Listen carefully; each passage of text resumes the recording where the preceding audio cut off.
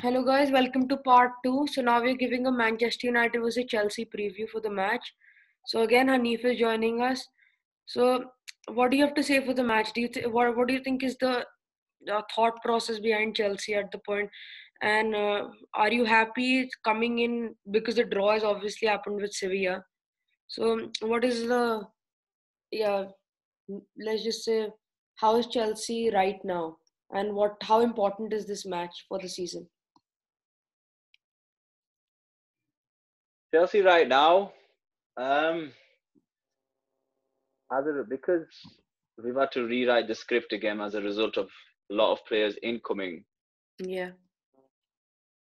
I don't know what Chelsea's going to turn up. It's very unpredictable at this moment in time. Um, if I go by what happened last season when Chelsea went to United and for 70 minutes we were the better team, but then we lost the match 4-0. Last season I was just like I was watching it with my friend and I said to him, I said, you guys don't deserve to win this game. And I said, you know what? I'm happy with what I've seen because I think we'll be all right. But I've yet to see a solid performance from Chelsea. People will say to me, what about Crystal Palace? And I'll just be like, yeah, but it's not a top six side. So I don't know.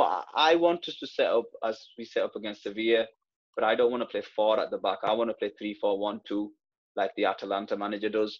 I don't think we can survive with playing two at the back. I don't think it works, in my opinion. And we need to somehow get Silva and Aspilicueta on the pitch because they're our leaders. They're the ones that are going to guide our players through that game. If we play 4-2-3-1, and if Frank decides to play Pulisic out of position again to accommodate Mason Mount, it's going to be 3-0, maybe 4-1. It's going to be humiliating. But we've got nothing to lose. I'm not looking for a result. I'm looking for a performance in this game. So obviously But if Werner came in, got his scoring boots back in the last Prem game. So do you think he'll start scoring from now on because he took his fair time to actually get the goal? he's probably our best transfer of the window.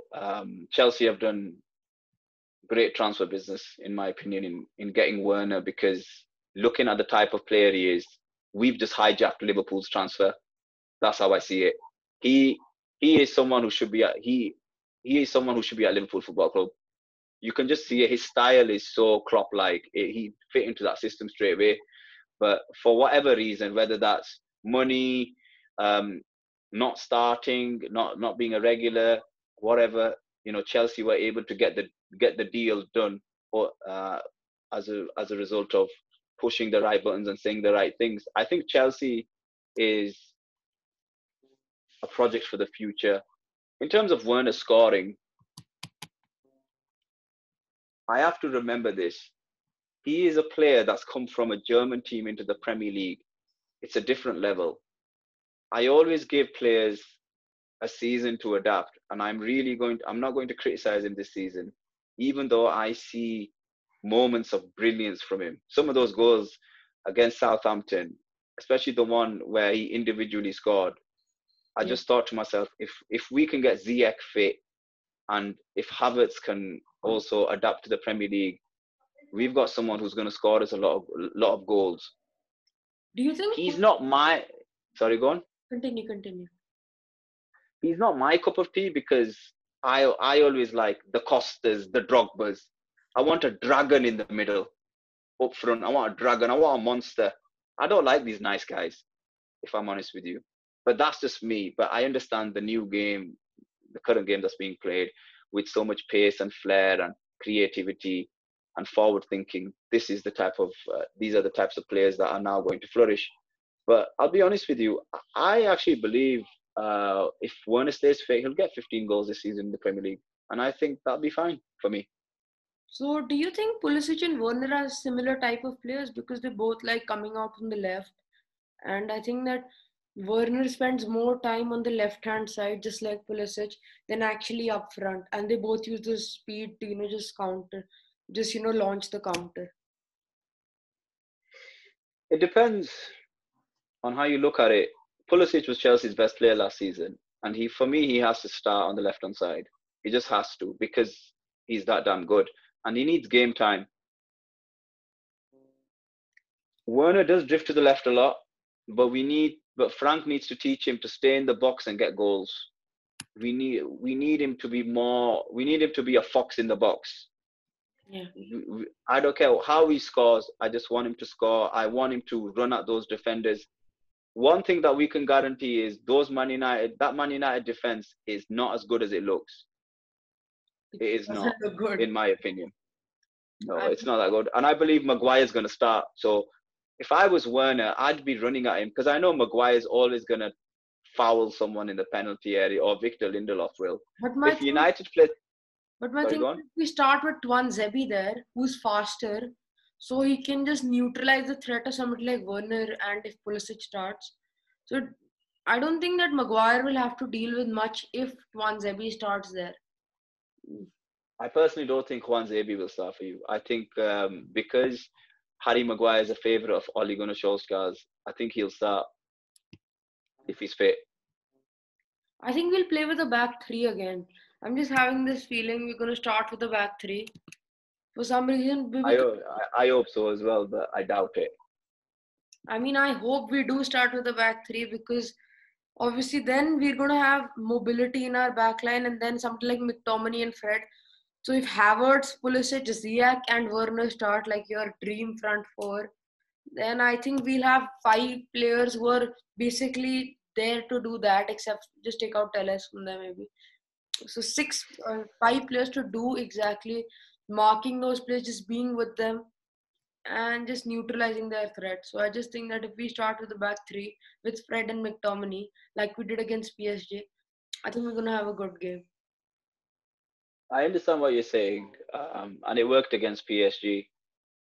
I'd be surprised if they play with the back three. I really will be, because I don't think they will. I will be surprised. But we'll have to wait and see. It's just because the problem with Oli is he doesn't know his best system yet, and he's been there 2 years. Exactly. I think that's what frustrates a lot of Manchester United fans. Yeah. And I don't think he has a style as well. That's something which frustrates me more, because Frank Lampard has this style that he's going to play attacking football. Ole just changes from match to match. One day we're seeing free flowing football, the next day we're seeing counter attack. After that we're seeing some random roundhouse performance against somebody like Crystal Palace. So I don't understand what he's doing with United. I don't understand his style. It sometimes works, it sometimes doesn't, and that's too inconsistent. I understand where you're coming from, but to defend Oli, he didn't have a good start of the season, because Ollie's not responsible for some of those players' attitudes. Look at the summer that Greenwood's had. Look at the summer that Maguire's had. They've not had good summers. They've been doing silly things off the field of play. Their personal lives are all over the place. Yeah. We can't blame Ollie for that. Also, the coronavirus. I think a couple of your players possibly were self-isolating and they came back late. To be fair to Ollie, if you think about it, he's done a really good job. He finished top 3, got him into the Champions League. He didn't have a good transfer window. I'm very sure. I think that was a fluke. I mean, getting in Bruno. I mean, before Bruno, we lost against Burnley. So you see where I'm coming from. I see where you're coming from, yeah. Because look at our start of the season. The first half of the season, we thought we were going to finish outside the top 10 as well. Because the way we were playing, it was shambles. United was shambles at that time. Bruno came in, I think, single-handedly. All Ole had to do was just pass the ball to this guy. He's gonna give you something. Rashford, Martial, run on it. Greenwood, run on it. Just go and score the goal. That's basically what happened for United later on in the season. That's what I. But you have to give Ollie credit. The transfer was the right transfer. Playing him was the right thing. Oh, completely. You have to give him credit. There's a lot of people don't like Ollie, but you have to think about it. He brought in Maguire. He brought in Bruno. Manchester United improved from the season before. I mean, you can't deny that. Maguire's transfer, I still don't understand why. If you had 80 million, go spend it on Skriniar. Go spend it on Koulibaly.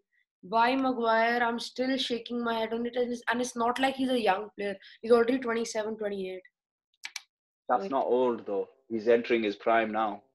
yeah, but I mean, if he was younger, then I mean the price tag would have been more suited because, well, how many years does he have? About 5, 6, maybe at the top. And his top is like, I think the way he's playing, I don't think he is. I don't think he's that. He's worth more than 40 million. I don't think You he's need worth. to not look at the price tag of players, because the price isn't dictated by the players. It's dictated by the market. That is something that's not Maguire's fault. When those of you that watch Leicester, we all knew Leicester, that Maguire was only a 30-40 million pound player. But because Manchester United come into the market for a defender, the price goes up. It always does when United come in. And unfortunately, United paid a lot of money for him.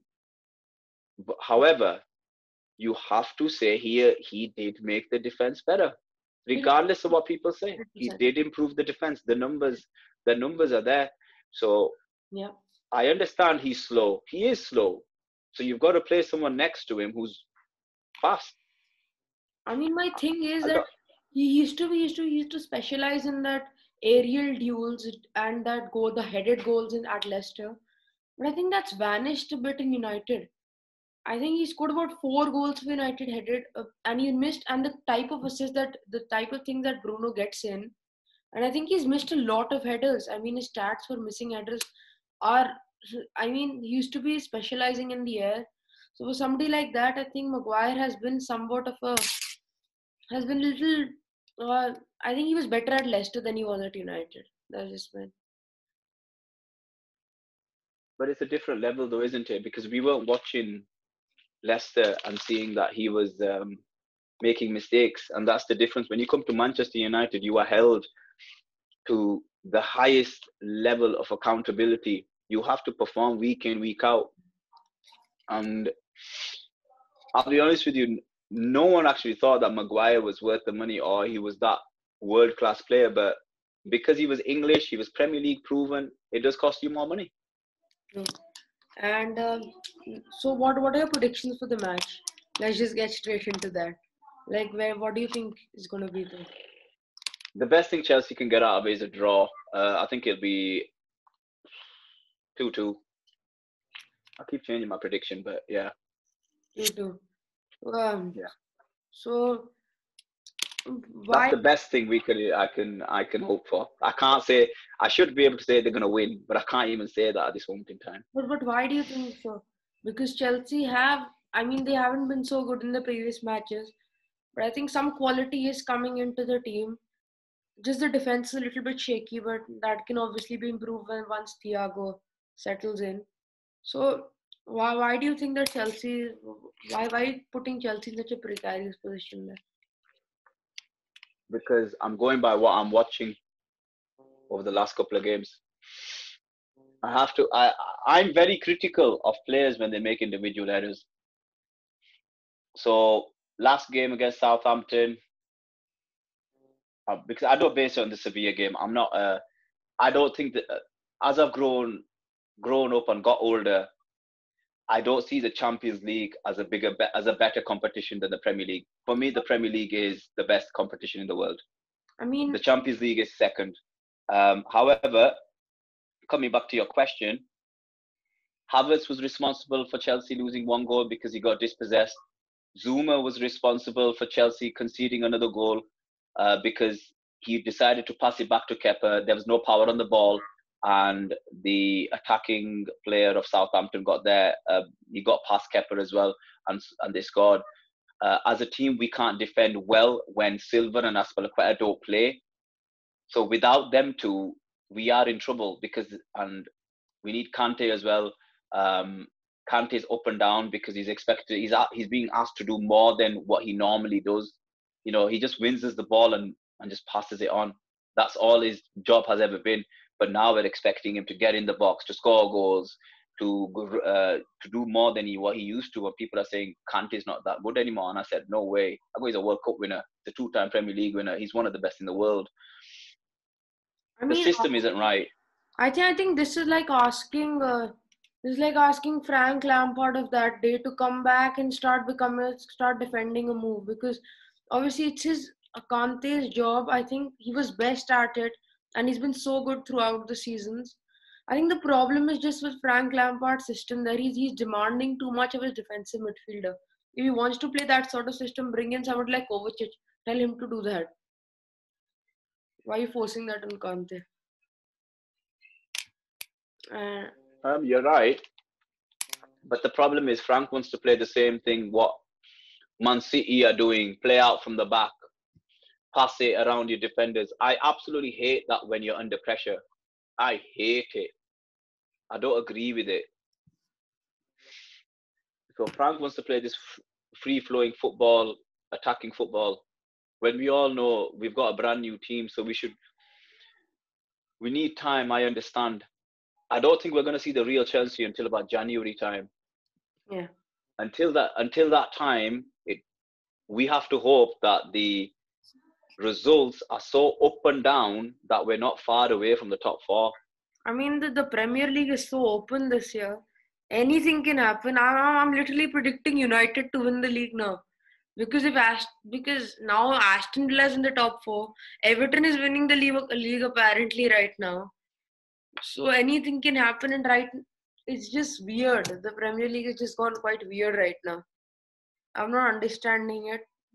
Last season, at least, Right. there was some So structure to it. There was some structure. It was looking like Liverpool, Man City hadn't lost to this point.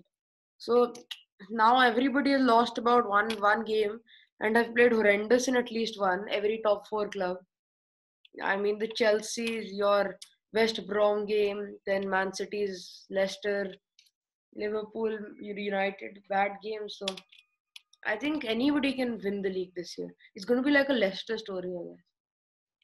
no, it won't be. I'll I'll say something to you. Yeah. And I want you to keep this with you, because someone said this to me when I was a young Chelsea fan. Yeah. It's a marathon, not a sprint. How many games are there? 38. How many games we played? 5. Once we've played about 15 games, then we'll see. Then you'll know which teams are going for the top 6, which teams are just below them, and which teams are going to highly likely get relegated. It's too early. This is the Premier League, Ranabir. Anybody can be anybody here. This isn't IPL or anything like that. This isn't cricket. This isn't one of those sports where Aston Villa couldn't beat anyone. Obviously, they weren't predicted to beat Liverpool the way they did. But Dean Smith had the right plan. He played the right way. He exposed Liverpool's vulnerabilities, and that was one of the biggest embarrassments ever. Liverpool will never forget that. I personally don't believe Liverpool will win the league neither. I look at how I look at it like this. Look, who's got the best team overall? It's Man City, in my opinion. That's my opinion. I believe they've got the best team if their players were fit. Yeah. And they're going to win the league. That doesn't mean anything can't happen during the league. However, we have to respect Klopp and the other managers. Okay, so what can Klopp, will he be able to turn it around? Of course he will. Everyone's going to have shock results. They all are. I don't think there'll be another 7-2. I don't think but that's it's too early. It's too early. It's I love bashing Liverpool. I absolutely hate Liverpool Football Club, but Klopp is holding Liverpool together. But we've seen that at this moment in time, they have defensive vulnerabilities in the centre back positions because Van Dijk's out for the year. Every club has to take advantage of that now. I mean, they will, because now if you see Joe Gomez and Matip, even they're quite injury-prone players. So one of them gets injured, you don't have a proper capped Liverpool centre back in the team anymore. So I think it's going all downhill for Liverpool until January at least. That's 11 games away. So yeah, we need to. What worries me is who they're linked with Upamecano. That's I what don't think worries they'll me. get him. I think if they'll get him, they're gonna get him in the summer, because I don't think Leipzig get rid of their players in the middle. And obviously his release clause, gets activated in the summer. If Liverpool wants to play an extra 60, an extra 20 million and get him for 60 million, I mean that's up to them if they can wait 6 more months and get him for 40 million on a cup price deal, then I think it's going to be better for them. And I don't think their No, owners like to yeah, spend money as well. I think they will spend. I think if Klopp asks for the money, because you have to remember they this they sold Lovren and they've not replaced him. This is a mistake they did. They sold Lovren, they've not replaced Lovren. They They thought the defensive line was good enough. Yeah, but you cannot rely on three centre backs for the season. United have about seven centre backs in the team, but out of that, I don't think three of them will ever start again. But at least we have somebody for the emergency. So does Chelsea. You don't have top quality, but at least you have somebody. Chelsea have nobody. Sorry, Liverpool have nobody. But for the moment, thank you, Annie, for coming in. Your No prediction problem. 2-2. Mine, I'm going for a 2-1 victory for United. Come on, Bruno, two penalties. Yeah, so that's the end of this video. Thank you, guys. Cheers, man.